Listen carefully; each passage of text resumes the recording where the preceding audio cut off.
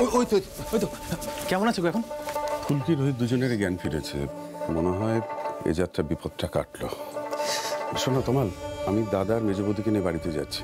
ধানু আর পারমিতা ভেতরে আছে। আর তোরা কি এখানে থাকবি নাকি? হ্যাঁ বউ, আমরা এখানেই থাকছি। বলছি চলো তোমাদের একটু এগিয়ে দিয়ে আসি। দাদা জেঠুমনিদের গাড়িতে তুলে দিই, চল। হ্যাঁ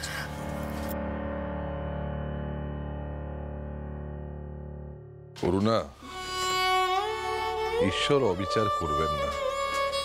তুমি জীবনে অনেক কিছু হারিয়েছো, অনেক কষ্ট পেয়েছো, অনেক লড়াই করেছো। কেউ না কেউ নিশ্চয়ই দেখছেন। তুমি নিশ্চিন্ত থাকো, রোহিত আর ফুলকি ঠিক সুস্থ হয়ে বাড়ি ফিরবে। চলো চলো চলো বেশ।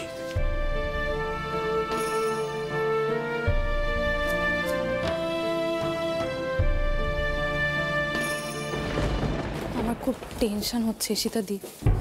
রোহিতদার মনে ফুলকির ওপর সন্দেহ ঢোকানোর জন্য দাদা যে প্রতিশোধ নেওয়ার গল্পটা বলেছিল, সেই গল্পটা তো আসলে সত্যি নয়।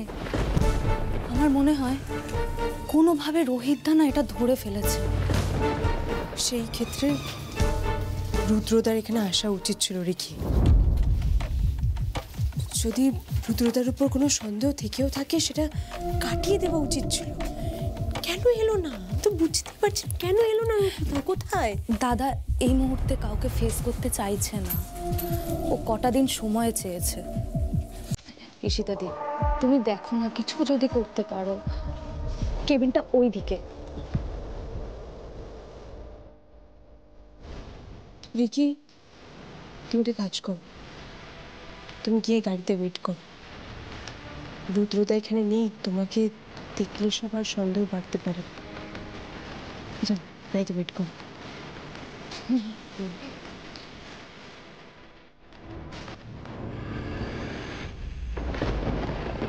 ভাই, সত্যি বলবো, একটা কথা জিজ্ঞেস করার জন্য না মনের ভেতরটা খুব ছটফট করছে, কিন্তু জানি বৌদি, জানি। আমি আর ফুলকি জঙ্গলের মধ্যে ওই ভাঙা বাড়িতে কেন গিয়েছিলাম এটাই জানতে চাও তো?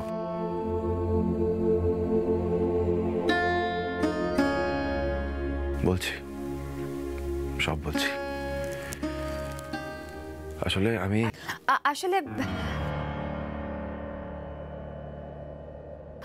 আমার জন্যে স্যার ওইখানে যেতে বাধ্য হয়েছিল।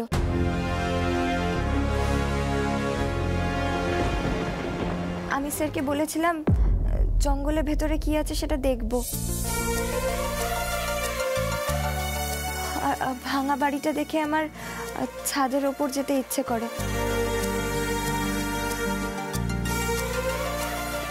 চারিদিকটা ফাঁকা, গাছপালা, তার মধ্যে যে বিপজ্জনক লেখা বাড়িটা, সেটা আমাদের দুজনেরই চোখে পড়েনি। কে জানতো বলো দিদি, ওখানে অত বড় বিপদ হবে। তাই বলো? আমি তো সেটাই ভাবছি এতক্ষণ ধরে। দাভাই তো এমনিতে খুব সাবধানী মানুষ, মাথাটা বিগড়লেই একটু গন্ডগোল।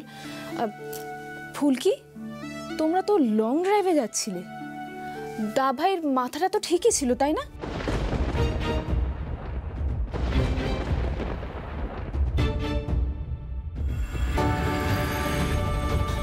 কোথায় যাচ্ছি আমরা? ছাদে এসো, সব বলছি। আমাকে মেরে ফেলো। কেমন বলছি?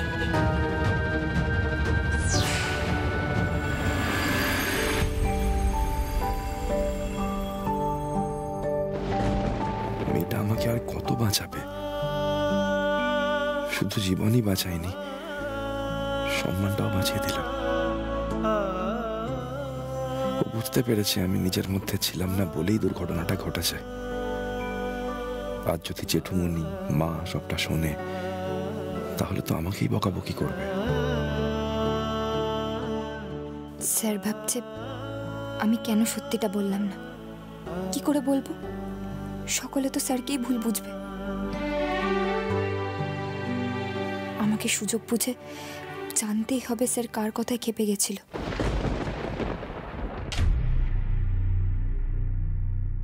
ঈশিতা, তুমি কখন এলে? মানে তুমি অত দূর থেকে রোহিত আর ফুলকিকে দেখতে এলে? আমি তো ভাবতেই পারছি না। রোহিত, এইবার তোরা খুব তাড়াতাড়ি সুস্থ হয়ে উঠবি। তমাল, আমিও কিন্তু এই রায়চৌধুরী পরিবারের একজন। হ্যাঁ, হয়তো সবাই সেটা অ্যাকনলেজ করে না, কিন্তু আমি করি। ডিসকাস্টিং। ভালোই ভালো এখান থেকে বেরিয়ে যেতাম, এই স্টুপিডটা চলে এলো। ঈশিতা দিদি, তুমি বাইরে দাঁড়িয়ে আছো কেন? ভেতরে এসো না।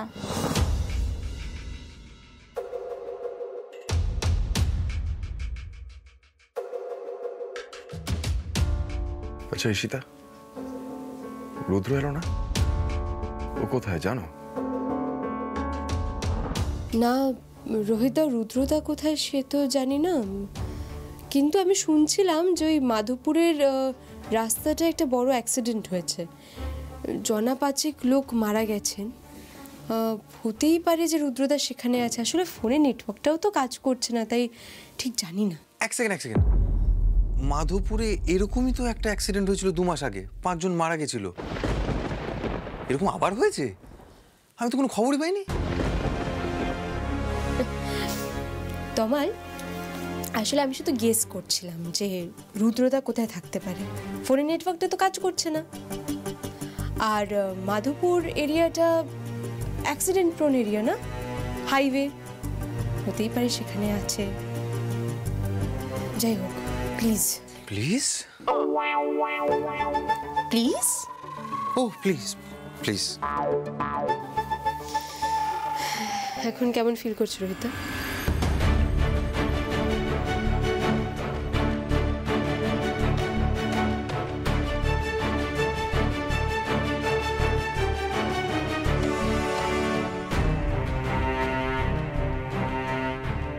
জামাইবাবুর ব্যাপারটা কেমন সন্দেহজনক, কিন্তু না, সবার সামনে কোনো কথা বলা চলবে না ফুলকি দাস।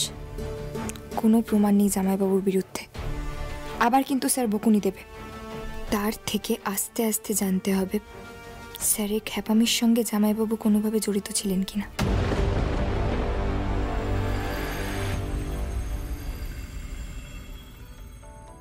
আমার জন্যই স্যার ওইখানে যেতে বাধ্য হয়েছিল। আমি স্যারকে বলেছিলাম জঙ্গলের ভেতরে কি আছে সেটা দেখব। ভাঙা বাড়িটা দেখে আমার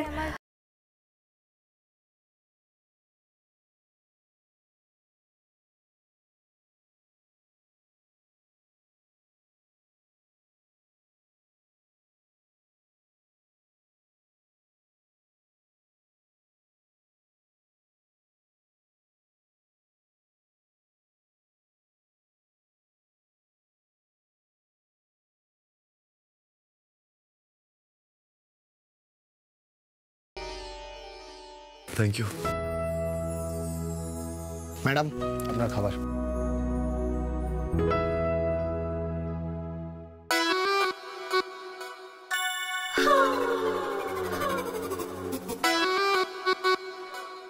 এই যে যা দিয়েছে চুপচাপ খেয়ে নাও।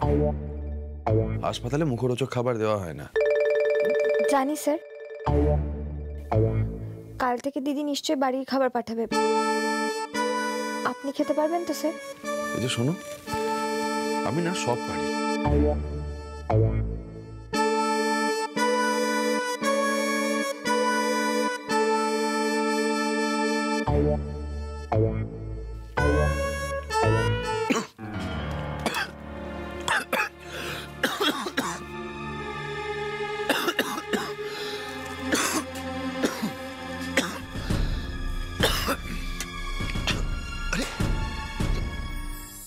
বিষম লাগলো তো? বাড়িতে নিশ্চয়ই সবাই আপনার নাম করছে। তুমি আবার নামতে গেলে কেন ঘাট থেকে? নিজে তো এখনো পুরোপুরি সুস্থ না। আমি যথেষ্ট সুস্থ হয়ে গেছি স্যার। আর তাছাড়া আমার তো অত লাগেও নি। আপনারই তো পায়ে চোট লেগেছে, আপনি তো নড়াচড়া করতে পারছেন না বলুন। আচ্ছা স্যার, আপনার ভাতটা খেতে খুব কষ্ট হচ্ছে না? পাকামি একেবারে মজ্জায় মজ্জায় ঢুকে গেছে না তোমার? পুরো পিসিমাদের মতো কথা বলছে দেখো। অমনি না, অমনি আমি পিসিমা হয়ে গেলাম। স্পষ্ট দেখে বোঝা যাচ্ছে আপনি ভাতটা খেতে পারছেন না, আপনার কষ্ট হচ্ছে। আপনি তো মুখ ফুটে কিচ্ছু বলবেন না। দাঁড়ান, আমি একটা ব্যবস্থা করছি। ব্যবস্থা করছি মানে? ফুলকি দাঁড়াও, ফুলকি একদম বাড়াবাড়ি করো না। একটা হাসপাতালে কিছু নিয়ম কানুন থাকে। থাকুক, হাসপাতাল তো রুগীদের আরাম দেওয়ার জন্য। আমি আপনার পছন্দ মতো খাবার নিয়ে আসছি। দাঁড়ান। পছন্দ মতো খাবার কোথা থেকে আনবে? ফুলকি দাঁড়াও, ফুলকি স্টপ। কোনো মানে হয়? এখন তোকে জোর করে আটকাতেও পারছি না, আবার কি কাণ্ড বাঁধা।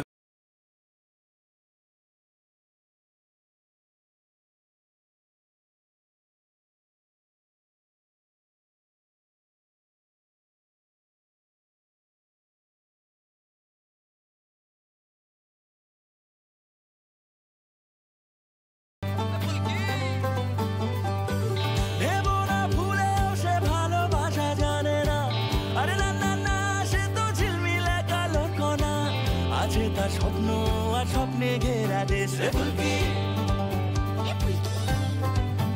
যতবার তার সরল মুখের হাসি আসে দমকা হাওয়ার মতো ভেসে রাশি রাশি, যত ব্যথা মুছে দিয়ে আদুরে কাছাকাছি ভালোবাসা দিয়ে লেখা তার নাম ফুলকি। এগিয়ে যাবে ফুলকি, তাকে কে আটকাবে ফুলকি, কখনো কোনো বাধায় জমবে না।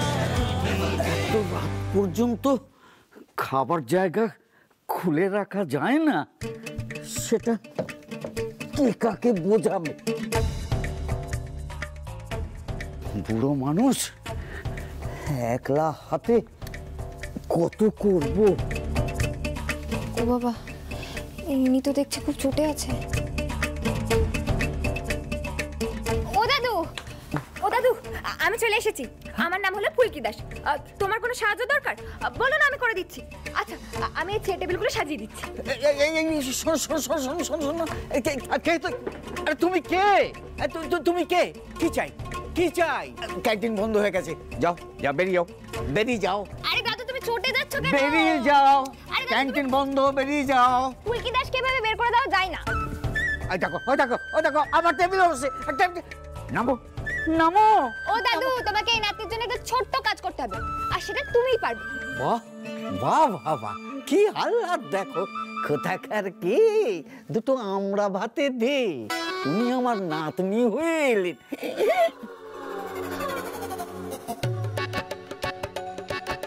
তুমি হাসপাতালে রুগী নাকি? তুমি ক্যান্টিনে কেন এসছো?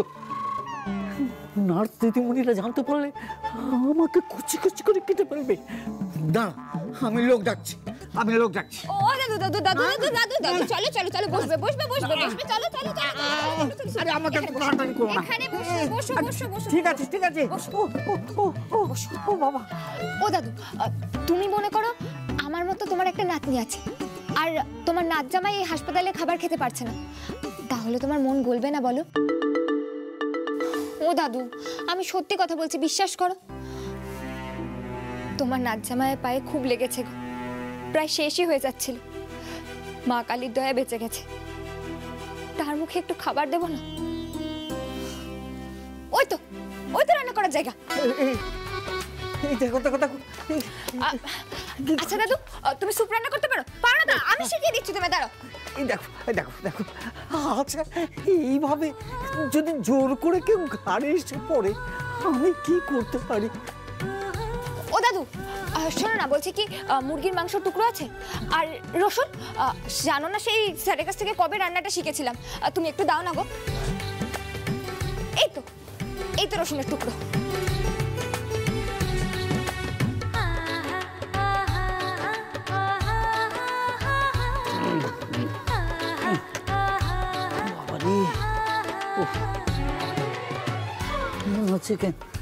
দাও,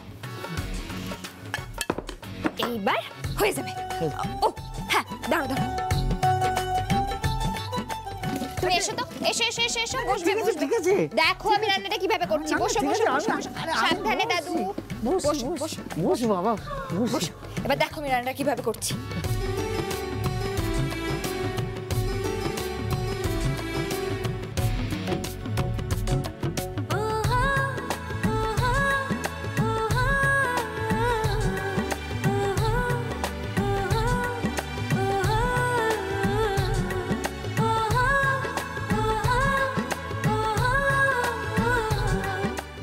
চিকেনটা দাও এবার।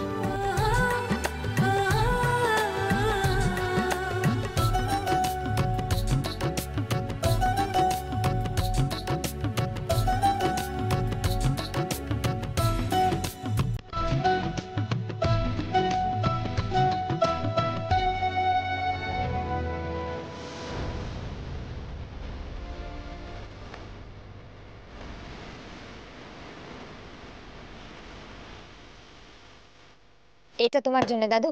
আমার জন্য? হ্যাঁ তোমার জন্য। শীতের রাতে গরম গরম খেতে খুব ভালো লাগবে।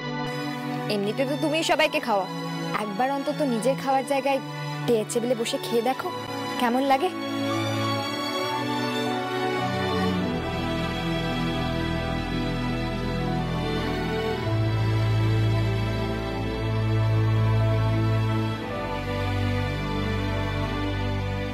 এতক্ষণ হয়ে গেল, এখন আসার নাম নেই। কোথায় গেছে কি? এই যে মহারানী, কোথায় গেছিলে তুমি? হ্যাঁ, আমাকে ঝামেলা না ফেলে তোমার কোনো শান্তি হয় না, না সবসময়? এটা কি? স্যুপ? তুমি এই সময় স্যুপ কোথা থেকে পেলে? আর কেউ তোমায় দেখেনি? কেউ কিছু বললো না? আমি জানি আপনি আবার আমায় পিসিমা বলবেন, কিন্তু আগে গরম গরম খান, ভালো লাগবে।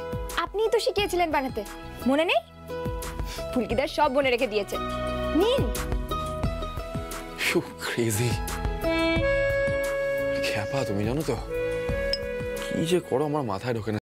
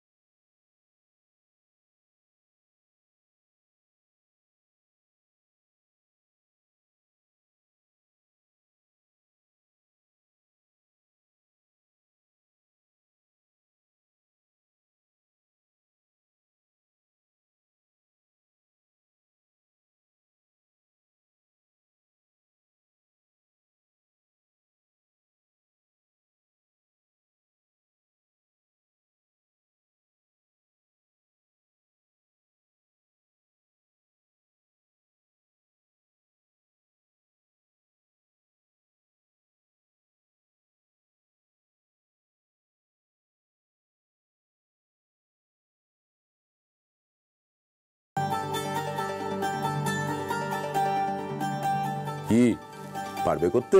হ্যাঁ ডাক্তার বাবু, আপনি আমায় দেখিয়ে দিন। না না, কোনো দরকার নেই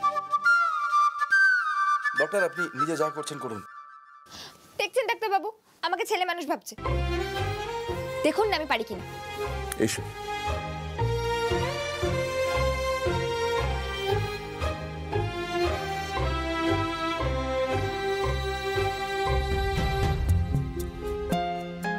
এইভাবে একবার তুলবো,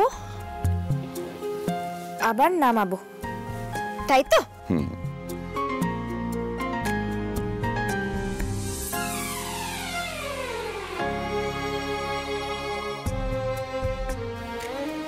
কি হলো স্যার, কিরম আরাম লাগছে বলুন? মুখ দেখেই বোঝা যাচ্ছে ভালো লাগছে। তুমি এখন সরো, তুমি রাত্রে মাসাজ করে দিও।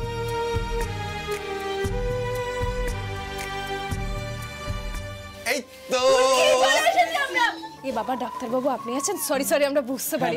না না ঠিক আছে ঠিক আছে, প্রায় হয়েই গেছে। বলছি ডাক্তারবাবু, ওরা এখন কেমন আছে? এখন অনেকটা ভালো। আপনি ঠিক মতন খাওয়া দাওয়া করুন। হ্যাঁ এই তো এনেছি, বাড়ি থেকে পাঠিয়েছি। আরে স্যার জানো না, শক্ত খাবার তো খেতেই পারছিল না, তাই আমি লুকিয়ে স্যুপ। আমি জানি গতকাল তুমি কি কি করেছো। ক্যান্টিনে সদানন্দ সবাইকে বলেছে, প্রশংসাই করেছে। আর সেই জন্যই তোমাকে তাড়াতাড়ি ছুটি দিয়ে দেওয়ার সিদ্ধান্ত নেওয়া হয়েছে। হ্যাঁ না না, আমি কোথাও যাব না, আমি স্যারের সঙ্গে বাড়ি যাবো। মানেটা কি? এই তোরা প্লিজ ওকে বোঝা না, পাকামো না করতে। হ্যাঁ পিকনিক হচ্ছে এখানে, স্যারকে ছাড়া আমি কোথাও যাবো না। আবদার হচ্ছে, আবদার। আহা, রাখছেন কেন? তাছাড়া বাড়ির একজন তো থাকতেই পারে দেখাশোনার জন্য। এইরকম নার্স আপনি কোথাও পাবেন না। কি ভুল কি ঠিক বলছি তো? তবে ডাক্তারবাবু একদম ঠিক বুঝেছেন। ব্যাস, আর কোনো সমস্যাই রইল না। এইবার দাওয়াই একদম সুস্থ হয়ে যাবে খুব তাড়াতাড়ি।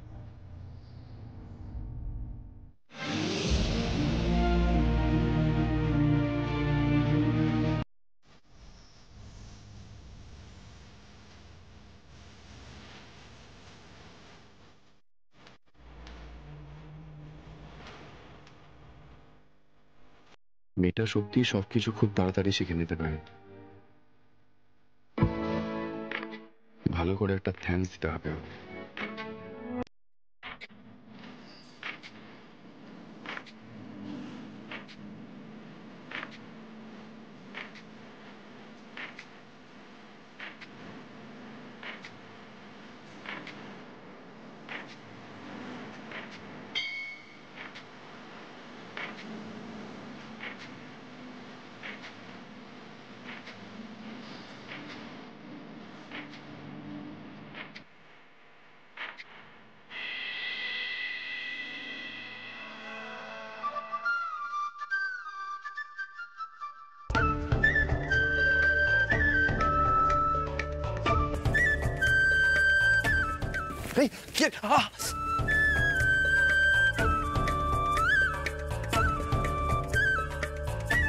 তুমি আমার পায়ে সুড়সুড়ি দিচ্ছ? হ্যাঁ, কানটা টেনে ছেড়ে দেবো তোমার? ফাজলামি হচ্ছে? না না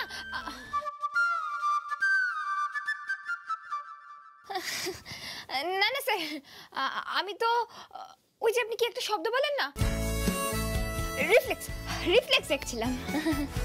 রিফ্লেক্স দেখছিলে? আপনি কানটা মুলবেন দিন। পেটে পেটে কম দুষ্টুমি নেই তোমার। রিফ্লেক্স দেখছিল নাকি?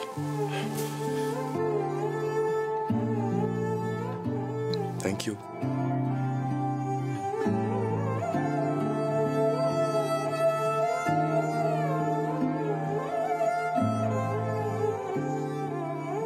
ইস, একটু কাছে টেনে ধন্যবাদ দিতে পারতো না স্যার, কিন্তু না, সে তো হবার নয়।